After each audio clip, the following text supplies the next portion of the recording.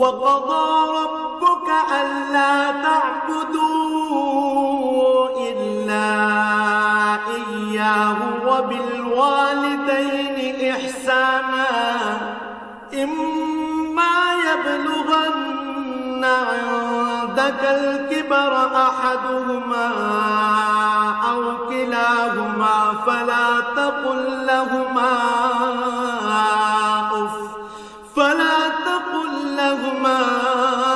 أُفٍّ وَلَا تَنْهَرْهُمَا وَقُل لَّهُمَا قَوْلًا كَرِيمًا। তোমার মালিক আদেশ করছেন, তোমরা তাকে বাদ দিয়ে অন্য কারো ইবাদত করো না এবং তোমরা তোমাদের পিতামাতার সাথে সৎ ব্যবহার করো। তাদের একজন কিংবা উভয়ই যদি তোমার জীবদ্দশায় বার্ধক্যে উপনীত হয়, তাহলে তাদের সাথে বিরক্তিসূচক কিছু বলো না এবং কখনো তাদের ধমক দিও না। তাদের সাথে সম্মানজনক ভদ্রজনিত কথা বলবে। واخفض لهما جناح الذل من الرحمة وقل رب ارحمهما كما ربياني صغيرا।